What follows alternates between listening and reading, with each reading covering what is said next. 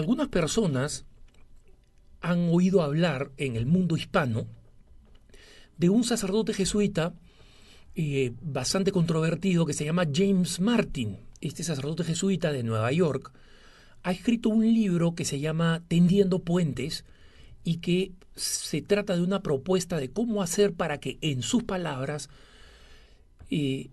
exista un puente de entendimiento entre la comunidad homosexual, ¿no?, a la que él llama LGBTQ en inglés o I en español. Como saben ustedes, la cantidad de letras que le han puesto a las siglas sigue creciendo, ¿no? Y él propone entre esta comunidad y la iglesia, ¿no?, y la iglesia institucional. La mayoría de personas lo han sabido por el debate internacional que ha generado esta propuesta, y ahora en España los jesuitas han publicado el libro del padre Martín en español, que se llama precisamente Tendiendo Puentes. Y el libro en sí mismo no dice grandes cosas, ni dice ni aporta grandes temas, ni tampoco dice grandes herejías. El libro destaca por sus ausencias, ¿no? Ni una sola vez se menciona la enseñanza católica sobre la homosexualidad. En ninguna ocasión se menciona. Cuando al padre Martín se le ha preguntado esto, ¿por qué él no incluye en un libro que pretende ser esencial, donde se hable precisamente de este encuentro, de este tender puentes entre la comunidad homosexual y la Iglesia Católica institucional, cómo no se menciona la doctrina de la Iglesia? Y el padre Martín ha respondido que la razón por la cual él no la pone en su libro es porque es perfectamente conocida, cosa que no es cierta, ¿no? Muchos homosexuales que han leído el libro y a cuales él se lo dedica no saben lo que realmente enseña la Iglesia. Saben que la Iglesia tiene una cierta oposición genérica, digamos, a la homosexualidad, pero creen que esa oposición es personal. Mucha gente cree que esa oposición es personal, y no es una oposición personal, es una oposición a los actos homosexuales. Y obviamente esa oposición a los actos homosexuales y esa distinción es una distinción que al padre Martín no le gusta. Él no cree que se puede amar al pecador y odiar al pecado. Él cree que esta división clásica, tradicional de la Iglesia, milenaria, ¿no?, y esencial para la vida cristiana, que es la distinción entre el pecado y el pecador, es una distinción que el padre Martín cree que no funciona, ¿no? Cree que con el caso de los homosexuales, a los homosexuales hay que aceptarlos en paquete, con pecado y todo, ¿no? El debate no ha estado tanto en torno al libro en sí mismo. El libro no dice gran cosa, y la razón por la cual tiene un par de aprobaciones de obispos, curioso que en la edición española el padre Martín y los jesuitas no hayan logrado el endose de ningún obispo español, ¿no?, y mucho menos de un obispo latinoamericano. Es curioso que no hayan intentado ni siquiera con Vera Gutiérrez, con el obispo de Saltillo, que sabemos que es proclive a las propuestas del padre Martín, ¿no?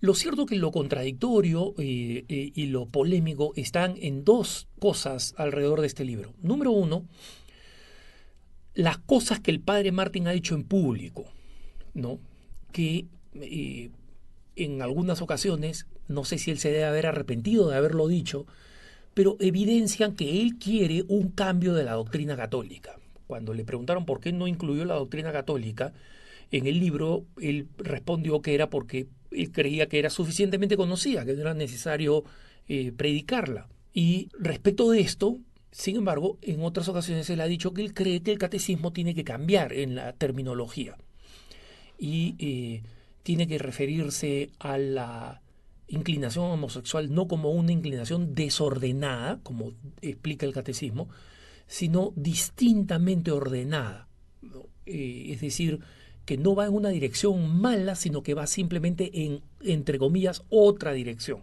No sabemos qué cosa significa en otra dirección, porque digamos, respecto de la naturaleza y de cómo Dios ha creado al hombre y a la mujer, hay una sola dirección. Cualquier otra dirección, entre comillas, sería un cambio de lenguaje que buscaría una concesión teológica y antropológica enorme, ¿no? Que básicamente la inclinación homosexual no está mal, ¿no? Y eso es lo que el padre Martín parece querer, y lo ha insinuado en varias ocasiones, cuando incluso dice: yo creo que las personas homosexuales se les debería permitir en misa tener signos explícitos de afecto, como dos hombres intercambiar un beso durante la misa en el momento del saludo de la paz, ¿no? Cosa que significaría un cambio de aproximación teológica, antropológica, filosófica, total respecto de lo que piensa la iglesia, ¿no? Es como si nosotros dijéramos: oye, está bien que dos personas que están teniendo una aventura amorosa, independientemente de su esposo y de su esposa, se den un beso en el momento del saludo de la paz en misa, ¿no?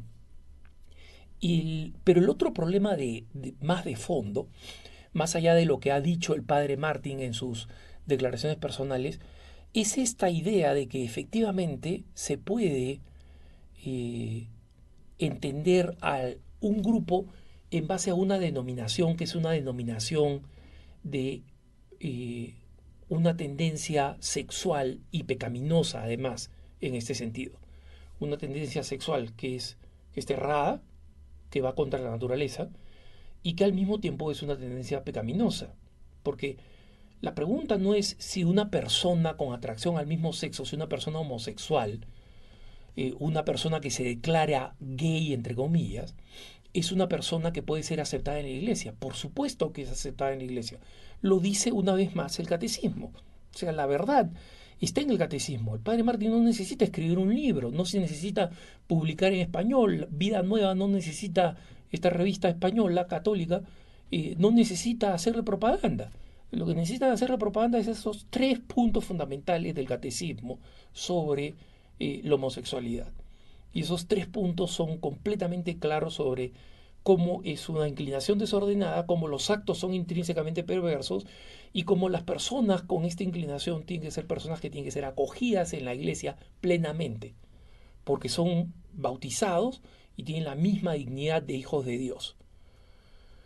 Pero cuando a estas personas se las asume como un grupo sociológico, los LGBTQ o I o el signo de más, porque son tantas iniciales ya que uno no sabe dónde termina de parar esta comunidad, y es uno de los desafíos, ¿no? Porque el padre Martín dice: a esta comunidad hay que llamarla como ellos quieren llamarse, ¿no? El boxeador Cassius Clay quería que lo llamen Muhammad Ali, lo llamamos Muhammad Ali, o sea, a cada uno lo llamamos como quieren identificarse, ¿no? Lo cual no es cierto, porque en inglés a los pro vida no les llaman pro vida, les llaman anti-choice, ¿no? O sea, contraelección. Pero dejémoslo ahí. Este tema de si es que hay que identificar a las personas homosexuales como la comunidad, entre comillas, LGBT, es un tema problemático que el padre Martín ha defendido que hay que hacerlo, y que recientemente en Twitter terminó en una confrontación entre el padre Martín y el cardenal Napier de Durban, Sudáfrica, un cardenal africano que es muy conocido por su ortodoxia doctrinal y por su sensibilidad para la justicia social. Y este fue el intercambio. El cardenal Napier, cuando el padre Martín en Twitter salió en defensa de que sí tienen que aceptar a los católicos LGBT como aceptamos la pastoral juvenil, la pastoral social, la pastoral con personas con discapacidad, etcétera, podemos armar un grupo que se llame LGBT. Pero ¿qué es lo que dijo el padre, el cardenal Napier? Él dijo lo siguiente: cito textualmente, traducido al español, por supuesto, fue en inglés, ¿no? Dice: la pregunta es, dice el cardenal Napier, ¿por qué definir a las personas por sus inclinaciones o preferencias o prácticas sexuales? ¿Se dan cuenta? Lo que está diciendo el cardenal Napier a Martin es, oye, no es lo mismo decir pastoral hispana, pastoral juvenil, que decir pastoral LGBT, como quiere el padre Martin. Entonces dice, ¿por qué definir a las personas por sus inclinaciones o preferencias o prácticas sexuales? Especialmente cuando van en contra de la naturaleza, la ley de la iglesia, la tradición y la enseñanza de la iglesia. El padre Martin le responde al cardenal diciendo, y acá cito textualmente, no es tanto definirlos, sino reconocerlos como un miembro del cuerpo de Cristo. Este grupo particular en nuestra iglesia, como otros grupos católicos latinos, por ejemplo, necesita un nombre, y el nombre que ellos prefieren es LGBT. A esto el cardenal Martin le responde, pero antes de entrar a la respuesta del cardenal Martin, yo quiero añadir acá, ¿quién dice que estos católicos se reconocen como LGBT? Yo conozco muchos católicos homosexuales, muchos católicos, y ninguno de ellos se dice yo soy un católico LGBT. No, ellos sí quieren simplemente definirse como católicos, y punto. Conozco católicos transexuales que ni siquiera en su comunidad saben que no es una mujer sino que es un hombre. Y que después de un largo proceso de transformación genética, hormonal, mejor dicho, y quirúrgica, hormonal y quirúrgica, tuvieron una conversión después de todo este proceso y ahora no saben, incluso económicamente, cómo retornar al sexo original. Y son conocidos en su pequeña comunidad católica como católicos y creen que es una mujer o creen que es un hombre. Yo los conozco. Entonces, el padre Martin no es el único que puede reclamar. Yo conozco, he tenido una gran pastoral con homosexuales. Cualquier sacerdote que ha hecho un trabajo intenso pastoral se ha encontrado con múltiples personas con este problema. Y efectivamente, ahí está una organización como Courage, y Courage Internacional y Courage Latino, que son organizaciones que están ofreciendo alternativas pastorales para tratar con personas que tienen esta inclinación. Pero como decíamos, el padre Martin exige que estas personas que se utilicen el nombre que ellos prefieren, que supuestamente es LGBT, y el padre Martin agrega, para muchos no es una ideología, sino más bien un nombre, ¿no? El cardenal Napier, sin embargo, precisa, le dice, padre Martin, una vez que usa las palabras tienen el derecho a, que es lo que dice el padre Martin, tienen el derecho a ser llamados comunidad LGBT dentro de la iglesia, una vez que usa las palabras tienen el derecho a y no señalas la fuente de ese derecho, estás invocando a una ideología, ¿no es cierto? Después de todo, no revelas su fuente o autoridad, ya sea de Dios, las escrituras, la enseñanza de la iglesia o algún grupo de presión de las Naciones Unidas. O sea, finalmente el derecho a ser llamado LGBT, es decir, por una inclinación sexual que va contra la naturaleza, ¿de dónde proviene? ¿De dónde cree el padre Martin que tiene este derecho? No, porque los otros grupos se llaman como cada grupo como quiere. Bueno, entonces si un grupo se llama satanista, tendremos que nosotros aceptar satanistas cristianos. Entonces algunos me dirán, no Alejandro, hay una contradicción en términos. Bueno, también hay una contradicción en términos en decir un cristiano LGBT, porque un cristiano LGBT significa un cristiano que cree en estas inclinaciones, que está creyendo que sus inclinaciones tienen que ser aceptadas como derecho, y una iglesia que dice estas formas de vida y los actos homosexuales son, en primer lugar, una atracción desviada y, en segundo lugar, los actos son intrínsecamente perversos. ¿Qué significa intrínsecamente perversos? Significa que no importa cuánto cambien las circunstancias que lo rodean, siempre va a ser malo.